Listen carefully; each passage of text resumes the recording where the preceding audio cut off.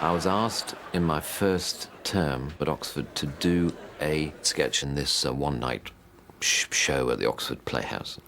And I'd never written anything, and I'm not really naturally a writer. So I just had to invent a sort of, 5 minutes of something at 48 hours' notice.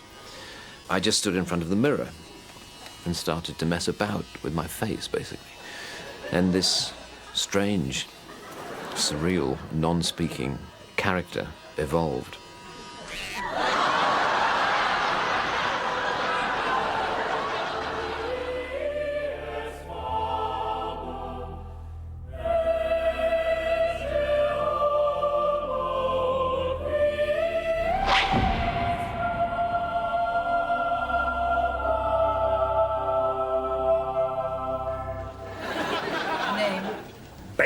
Mr. Bean is the name given to the skin that Rowan can put on to be funny.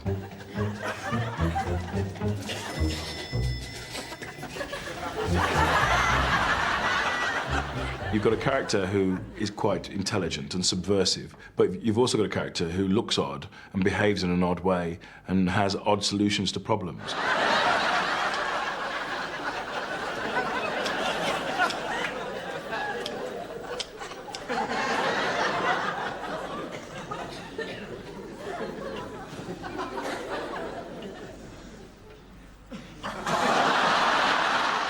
Mr. Bean is an anarchist, unintentionally, I guess, though. He's not trying to create chaos, and he's just trying to make his own life work. You like a try to house wine, sir?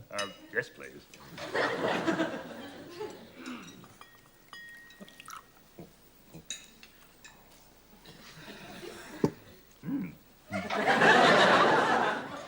No. I'm driving.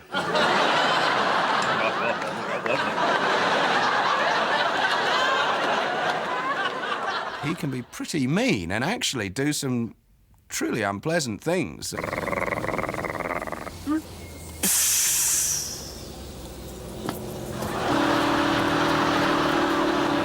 He's just able to make something out of nothing, and his physical humor, what he does with that face.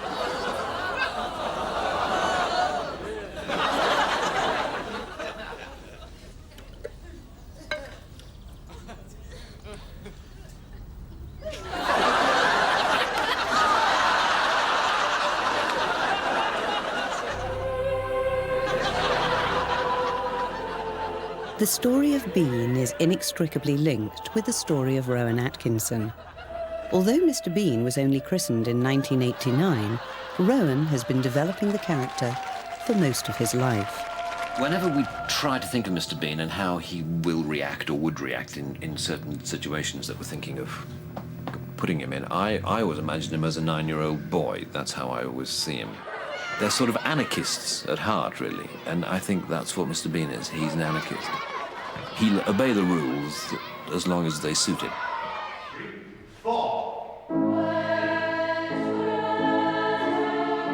Rowan Atkinson was educated at Durham Cathedral Choir School. He is still remembered by his old headmaster, Canon Grove. I had a member of staff named Cyril Watson who produced plays, and one year he chose St. Joan. And it was obviously a spark of genius on his part to see that Rowan was the perfect person for the Dauphin. It was quite camp. I seem to remember the first and possibly last time I've ever played someone truly camp. Shaw's own description was that the Dauphin was a pathetic little creature, yet irrepressible, with a cheeky sense of humour, and always liable to get his own way in the end. And that could be a sort of scenario for Mr. Bean.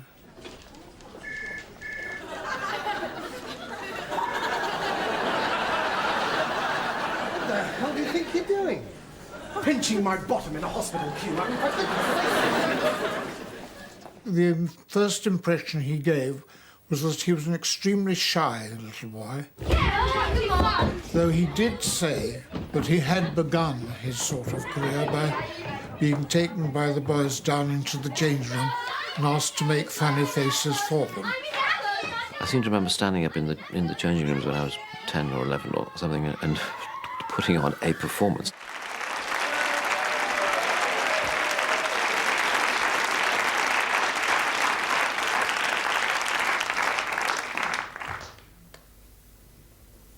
Right, quiet, please.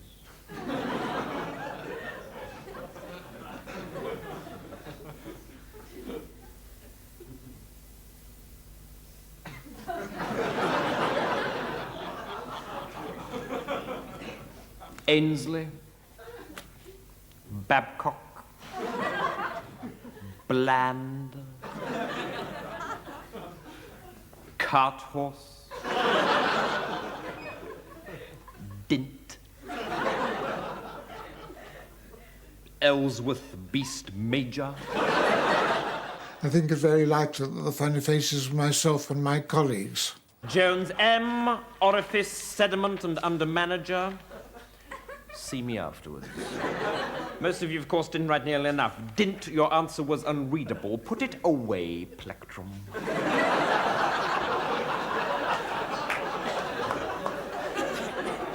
If I see it once more this period, Plectrum, I shall have to tweak you.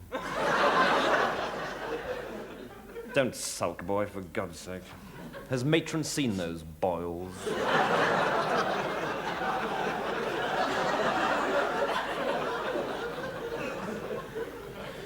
Horrid little twerp. I seem to remember making people laugh, but of course that was pre-adolescence. And I think once adolescence set in that I never really performed off stage or off screen ever again. It was only before the self-consciousness set in. I think I was quite sort of self-contained. Not, I hope, a loner, but sort of not really requiring the constant company of my friends in order to enjoy myself. Ooh.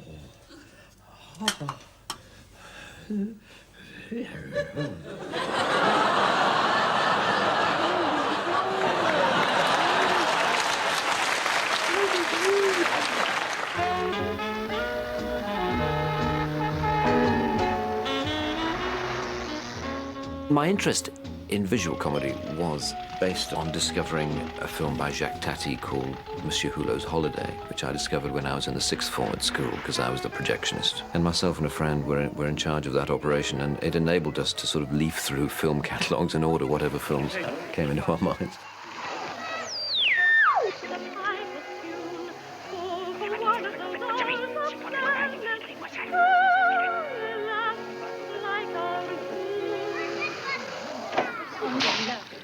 It just struck a chord with me. I so admired it. It was a kind of an uncompromising comic attitude and setting that I really admired.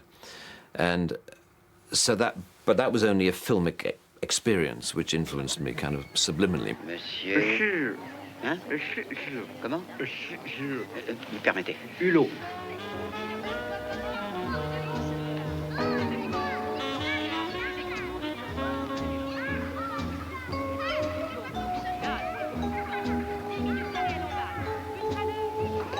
Tu ne peux pas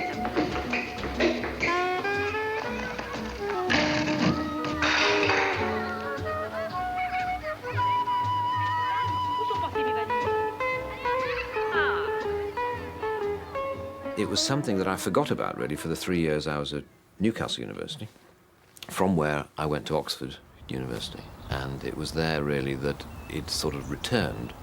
My background and my natural inclinations were fairly northern. And suddenly I was in this very sort of cultured, more sort of southern environment. And, and I was working with, all my friends, if you like, who were reading classics and English and French literature. I was the only one reading engineering science. When I first met him, he was nervous. And he was odd. I mean, there was a lot of sort of nervousness about being around women generally, which, of course, is fantastically endearing. Ah, Lorraine. Morning, Robert.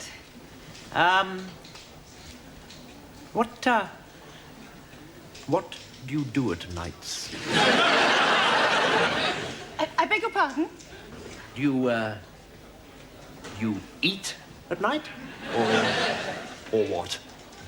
Well, as a rule, yes. Aha! Yes. Yes. Well, yes, well, I do, actually. I quite often go to a pub on my way home. But tonight I thought I'd really splash out on something a lot better. Go somewhere really nice. Would you like me to join you? No, don't trouble yourself. No, it'll be,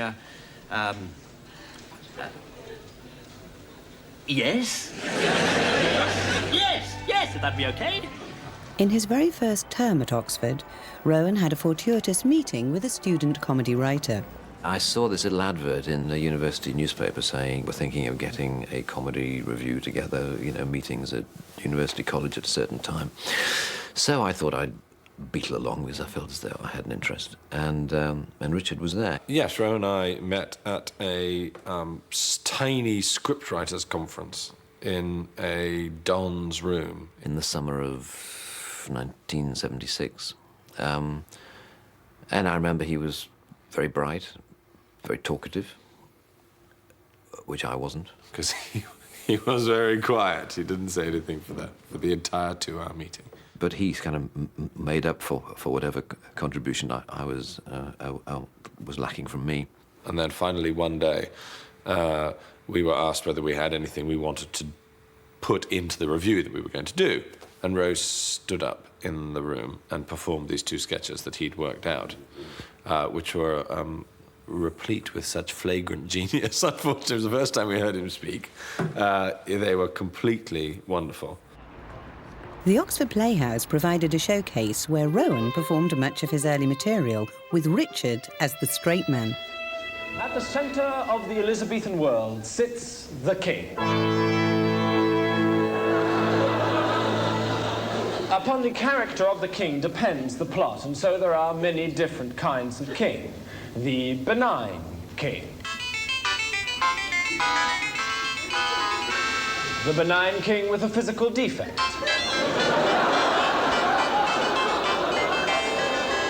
The benign king with 2 physical defects.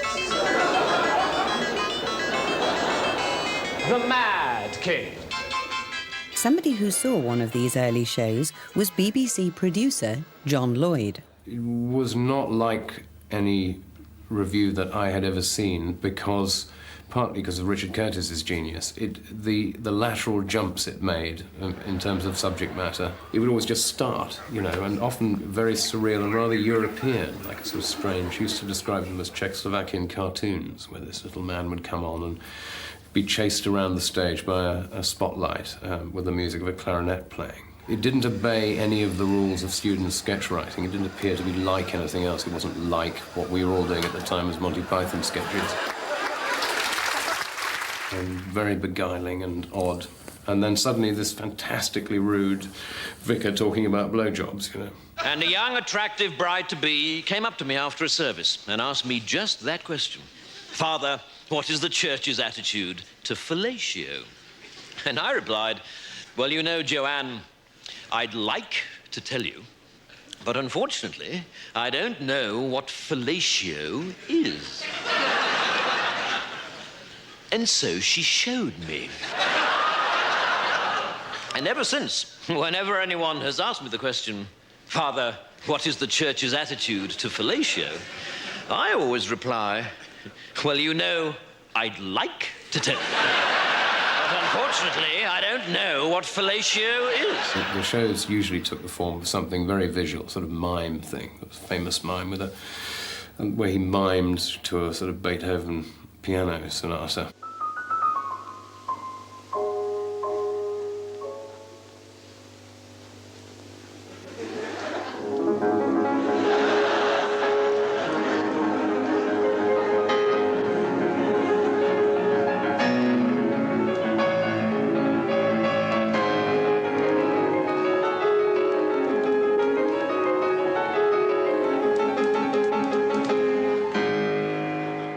Another of Rowan's long-term collaborators is composer Howard Goodall. He is very musical, and we've always done a lot of musical sketches on the stage show, which is probably why I've been more involved than musical directors normally are in a comedy show. He did one where he was a concert pianist playing Beethoven, he did one as a conductor, he did a AC/DC guitar mime, and he did a thing called drumming, which we worked on together.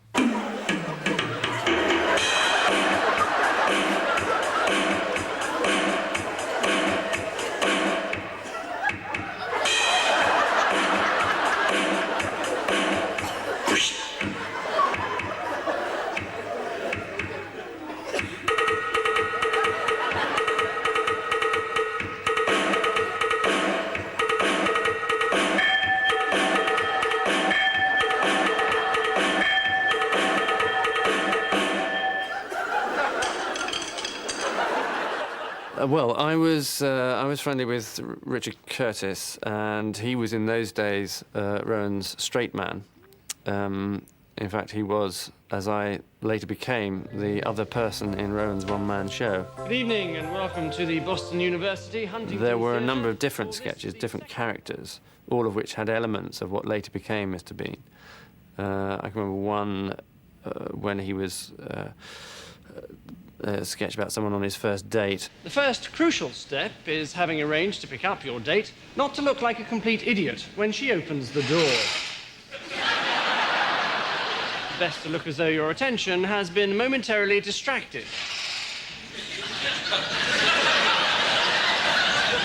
But when you do notice her, it is vital to say how pretty she is looking straight away. But don't overdo it. He is very, very careful about everything he does. He works out everything in advance. And it'll be the same performance every night. But it was much more like preparing a play.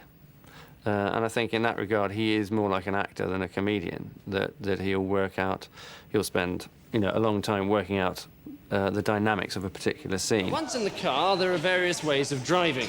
If you drive like this,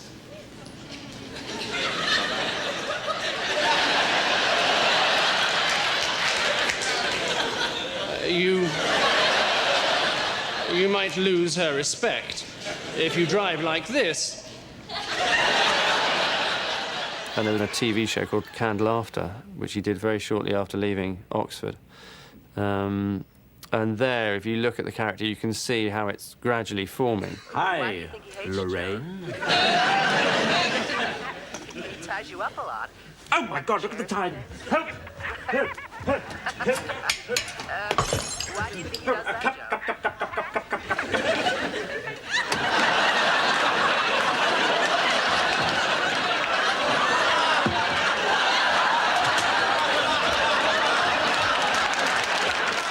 Richard Curtis and I were writing a full stage review for Rowan with lots of different sketches, and we wrote a couple of silent ones for him, one of which was called Cheating, which I was particularly involved in, and, well, we co-wrote the whole show. And that later became a Mr. Bean sketch. It didn't change, really, at all. It's just that we didn't actually call it Mr. Bean at the time. I think what he did is to take elements of those different characters and package them together. And that's, I think, probably how Mr. Bean was born.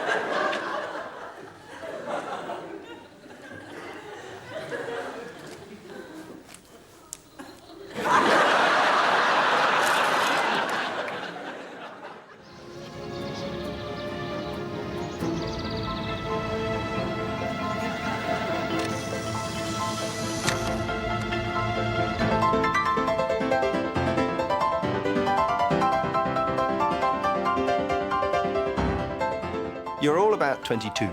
You're touring with one of the great comic geniuses of the century. And you're still 22, and you're 3 friends.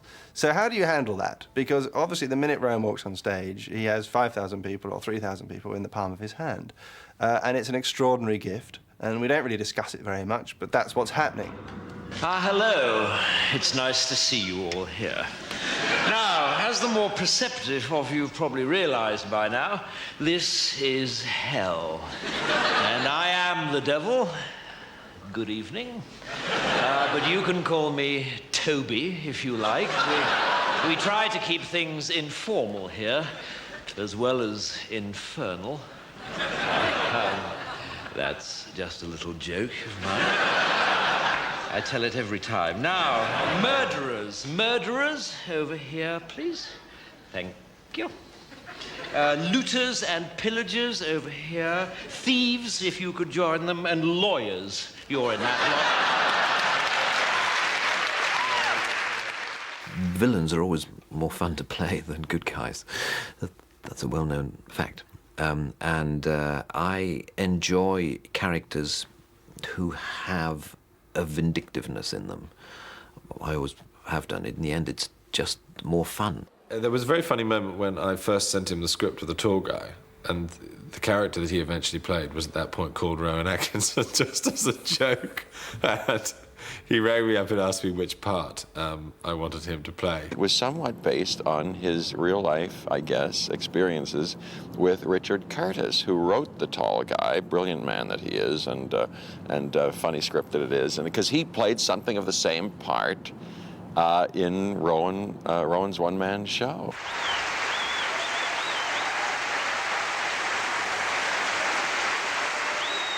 I think the rest of us found it quite difficult to adjust to the fact that he was becoming very famous very quickly, and we were still who we were.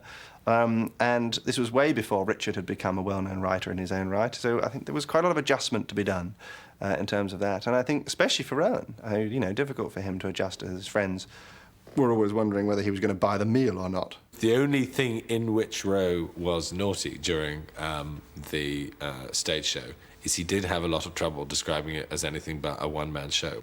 I remember saying to him once, pointing at the poster which said Rowan Atkinson in his one-man show, and saying, "Don't you think that poster's slightly strange?" And he said, "Oh yes, that typeface should be in green and not yellow." So I thought, well, I won't push it.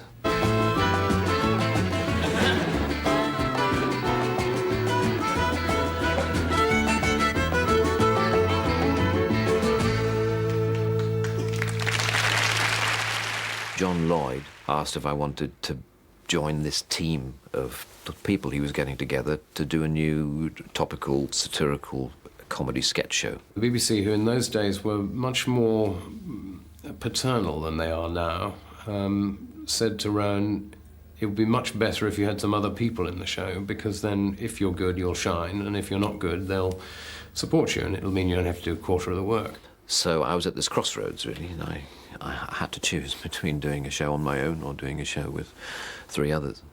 And there was no doubt in my mind which way to go. Abu ben Adhem, may his tribe increase, awoke one night from a deep dream of peace, and saw, within the moonlight in his room,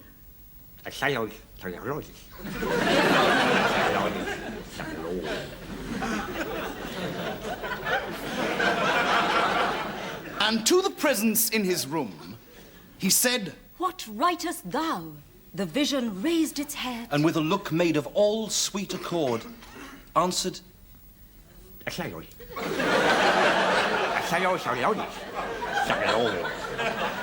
was only rarely in Not the 9 O'Clock News that, that my special interest in visual comedy was ever allowed to burst through. The rest of you will watch a mime called, and if there's any sniggering, there'll be trouble, Alternative Car Park. I said...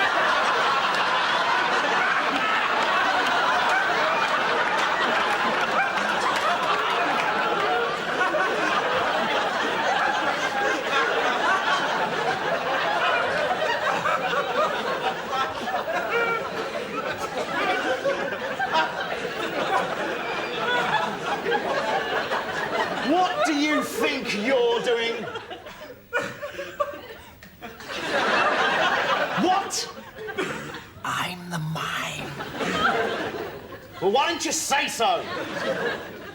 Right, get on with the mime. I am a mime.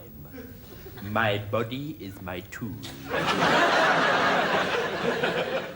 The ideas we had for visual characters were, you know, rather unfocused, let's say. But the man who bumped into the tree was one of those rare occasions when it sort of got through. I can remember Richard Curtis and Rowan coming in very early, not the 9 o'clock news, and saying, we've got this great, great script, it's the best script we've ever written. And it consisted of, it says, Rowan is walking down the street and he sees the camera and then bumps into a lamppost. And I turned over the page expecting the great delivery of the line. I said, well, what's this? What's the joke? They said, well, it's really funny. I said, this isn't funny at all. It's hopeless. It doesn't work at all. And they said, well, can we do it? Please, please, please. Can we have a couple of hours with the camera? And I said, sure. They went off and shot it with the director. It came back, and it was absolutely brilliant.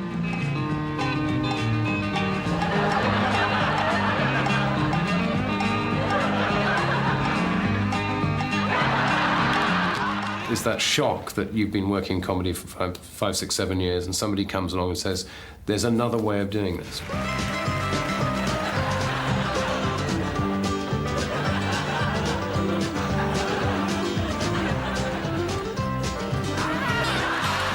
He has not had to compromise. He's done pretty much exactly what he wants to. The compromises he's made have generally been so as not to upset his mother, you know, not to say too many rude words because she might not like it.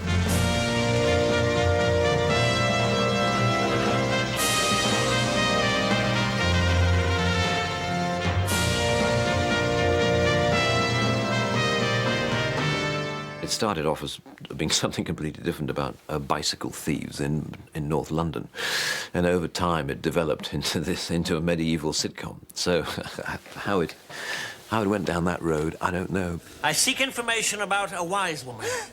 The wise woman. The wise woman. Yes, the wise woman. 2 things, my lord, must ye know of the wise woman. Yes? First, she is a woman. And second, she is... Wise? You do know her, then? No, just a wild stab in the dark, which is incidentally what you'll be getting if you don't start being a bit more helpful. I delighted in Blackadder in those very long, ornate things, you know, Baldric, that's the most disgusting thing I've seen. Since Cardinal Wolsey got his knob out at Hampton Court... and stood at the end of the passage pretending to be a door. Oh, shut up, Balders. You'd laugh at a Shakespeare comedy. The Blackadders were very complicated by the end, it has to be said, because there were, you know, 6 or 7 people working in a room, all of whom were capable on their own of developing entire projects, attempting to squeeze all their creative energy into a 2-dimensional situation comedy. Permission to sing boisterously, sir. If you must. Row, row, row your punt gently down the stream. Belts off, trousers down, isn't life a scream?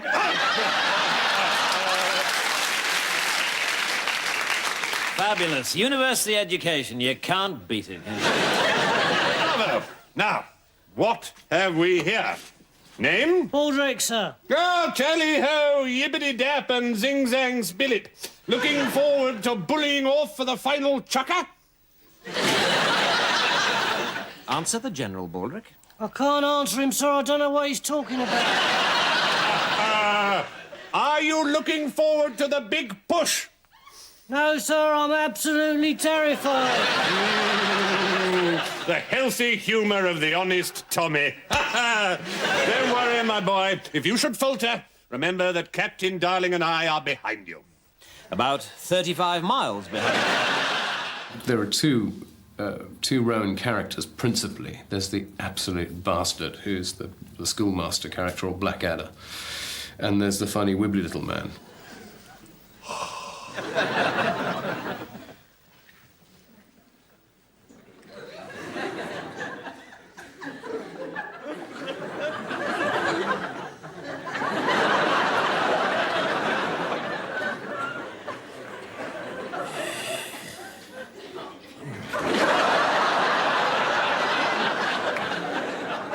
He was actually an utter bastard as well. They're both bastards.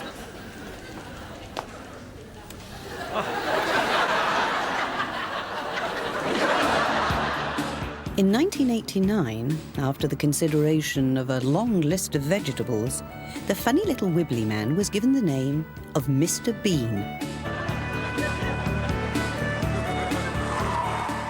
Quite unexpectedly, this unfashionably silent comedy was an immediate hit.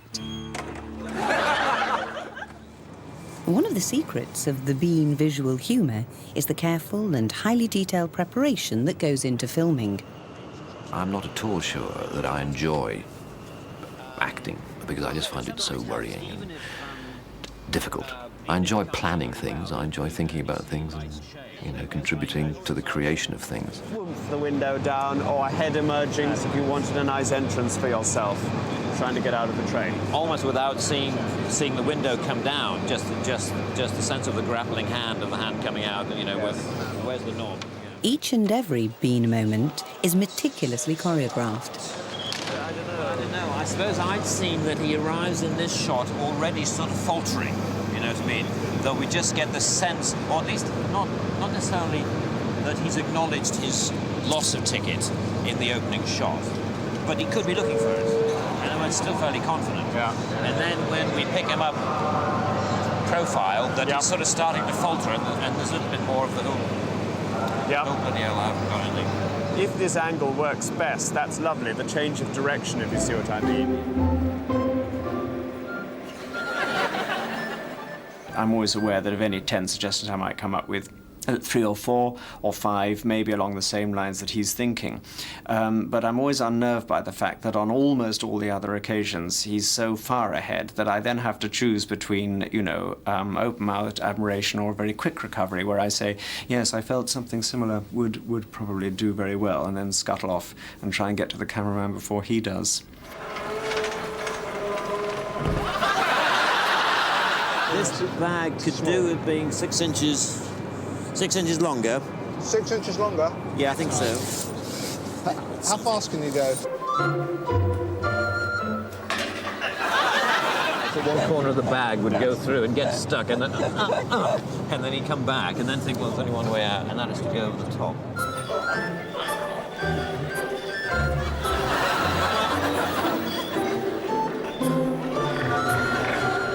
The co-writer, Robin Driscoll, collaborates with Rowan on the improvisation of Bean. Might be nice tea bag, if you do a bit of a caterpillar and you get up and you think, well, freedom's inside.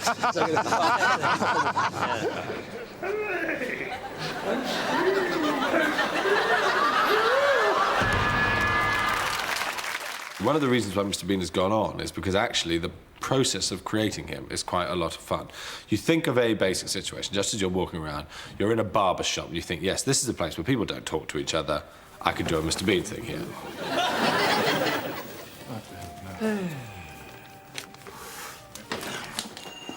Susie! And then you sit down at the computer and you think through, as you would with a normal piece of writing, 5 things that might happen.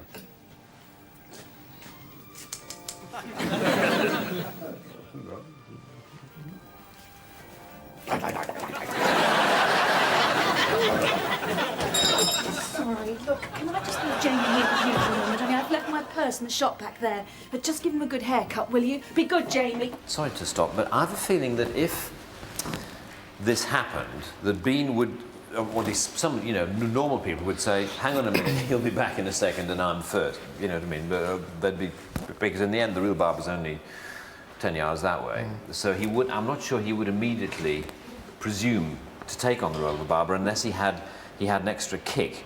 I mean, maybe actually Jamie says something like, come on. Would Jamie take his own cap off and look at Bean so that we see you? Yeah, like that expectant thing. Yeah. And there's a kind of moment between the two of you. Yes. Yes, that might be quite good. Yeah.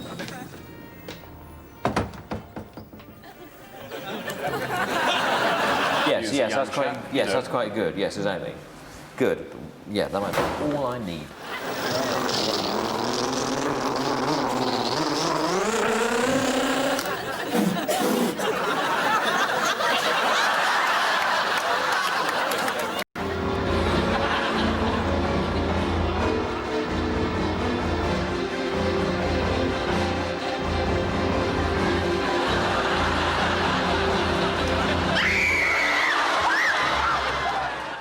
like Mr. Bean mainly because he's got a bit of a rubber face.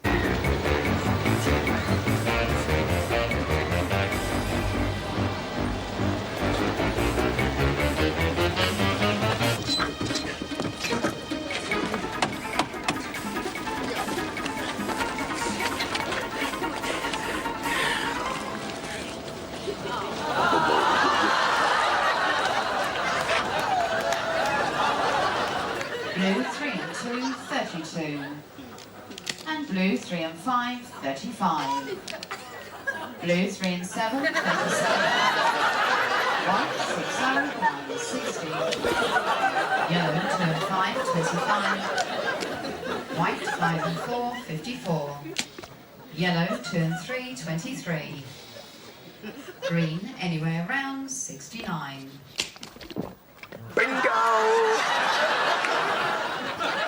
He puts peas, mushy peas, up the turkey's bum, and then he puts it up with the hand. He's got his watch on, and when he comes out, you realise he's not wearing his watch.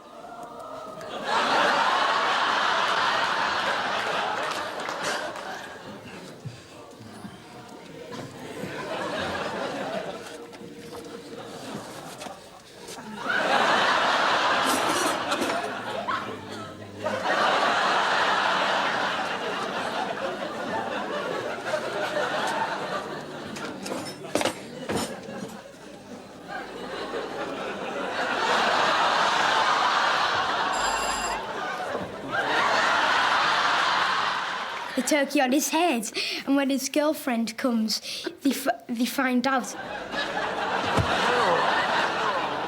you all right in there? Yeah, I'm fine, thank you. I reckon he's a bit homeless. Good evening. Call it Bean-O-Mania. Madame Hotel, yes, Mr.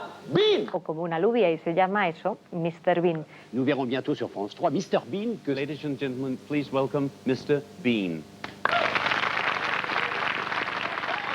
Uninhibited by a language barrier, Mr. Bean has become a truly global success and is now watched in over 100 countries around the world. The character was always meant to be international. The inspiration came to Rowan while on holiday in Italy.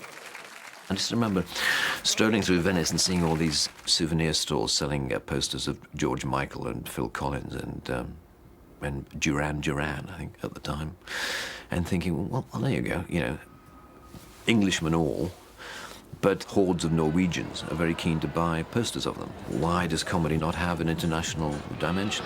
And with Mr. Bean, Rowan has undoubtedly discovered that international dimension. I've never been to Canada before, and it's absolutely splendid. Bean is not quite into sex, drugs and rock and roll, but the Bean videos have sold in record-breaking quantities, and Rowan is now as well paid as a major rock star. All this on the back of only 14 Mr. Bean half-hour episodes. Well, I certainly never wanted pop star recognition and accoutrements. In fact, we did experience it once in Amsterdam when I went as Mr. Bean to sign some videos. And there was this kind of, you know, near riot, and I had to be smuggled out of the back of the store. It was a most peculiar thing, you know, when you get a sense of that, you know, what it must be like to be Madonna. But I have to say it was an experience that I didn't enjoy at all. But despite this extraordinary success, Rowan was keen for a new challenge. Bean the movie offered a whole new set of possibilities, and in 1996 it went into production. Reset. The Grierson Gallery of California needs a representative of our great gallery. They're looking for a scholar of the very highest standing. I have therefore decided to recommend for the post, and the 3 months sabbatical that goes with it, that splendid employee, Mr. Bean. All those in favor? Yes. Excellent. Carried. Our loss is America's gain. Ludicrously nominated by the National Gallery as their representative, the funny little wibbly man finally arrives in America.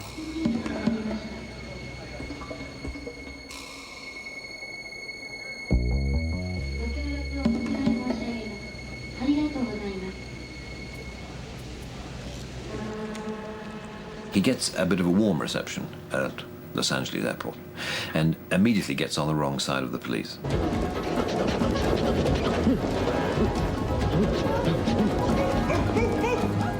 Police!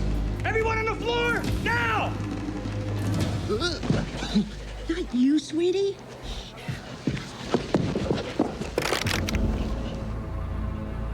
The structure and narrative of a film, if you're aiming to make it any kind of success, has got to be so different to that of a half-hour television program. It is a huge leap to make. And if we were going to go through all the effort and torment of making that leap and try to make it work, that it seemed logical that we should try to be doing something different with the character.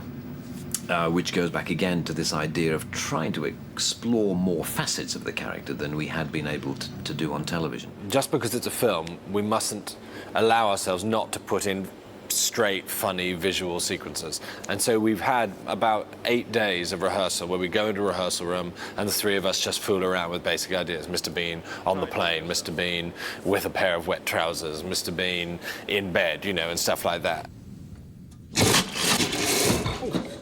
And a lot of the funniest things, indeed, in the final movie, well, I suspect, come from those genuinely amusing occasions, rather than sitting alone in one's room typing speeches for people. Well done, Hugo. That's fantastic. Lean away from him.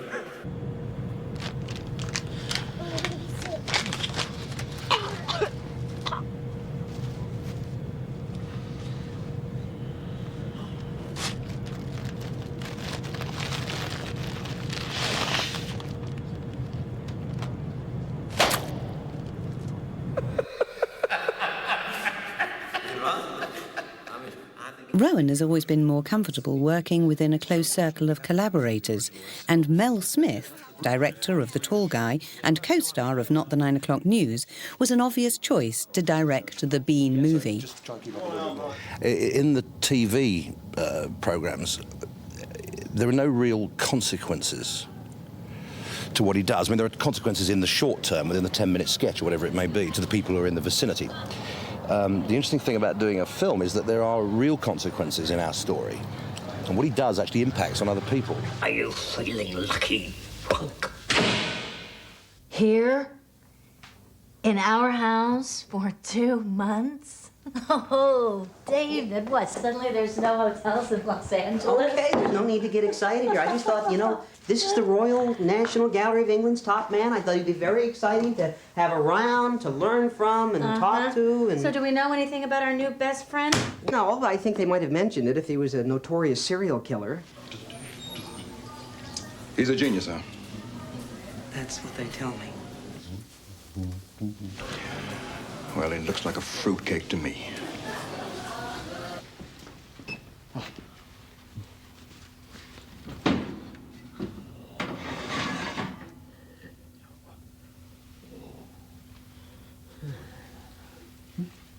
The comedy is so simple, you know, it is so accessible. It's so manifest, really, to anybody. Some people who prefer a bit more intellectual content are probably disappointed by most Mr. Bean sketches and may therefore be disappointed by the film. But that doesn't worry me so much. I enjoy the simplicity of him and his comedy, and the sort of universal identification, I think, that people throughout the world seem to feel for the character.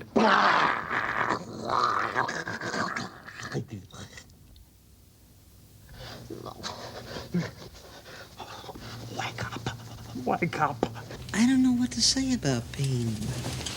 He's clearly a Force 10 disaster area, but God, help me. I like him.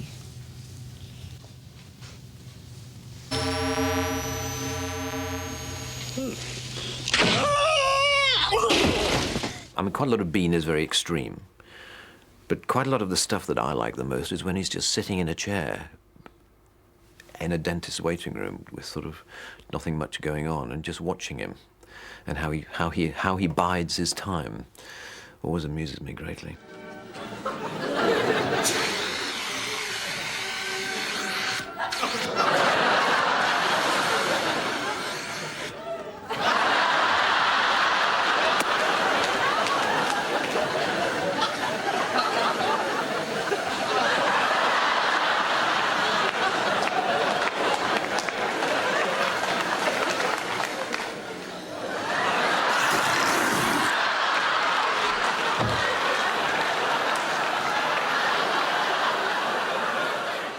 I think Mr. Bean is Rowan Atkinson. I mean, I've sort of seen him be that person in his own life. So I think, you know, they're not that far apart. If you're going to present a situation visually, I think the character or the personality that you create in order to present visual comedy comes from very deep within you. It's very identifiable as a part of you, which leads to my theory that actually that you have only one truly good and convincing visual comedy character within you. Nobody has more than one.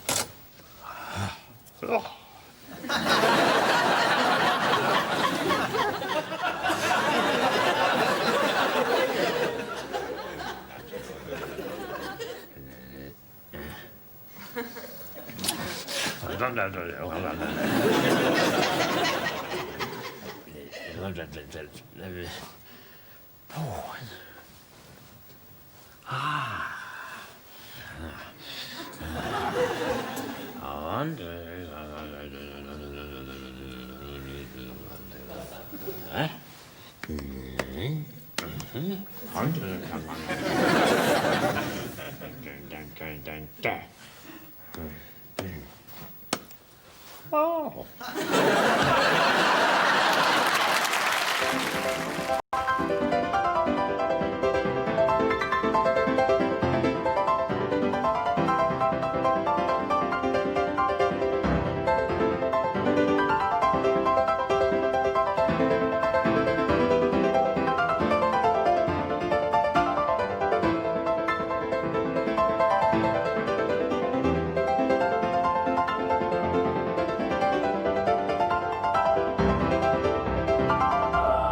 I sometimes speculate about where I'd be now if I hadn't, you know, decided to take that plunge and write to those agents and take it seriously, and whether I'd be, you know, in some small research laboratory near Swindon, doing amateur dramatics every 3 months, and I'm sure I would be enjoying it greatly.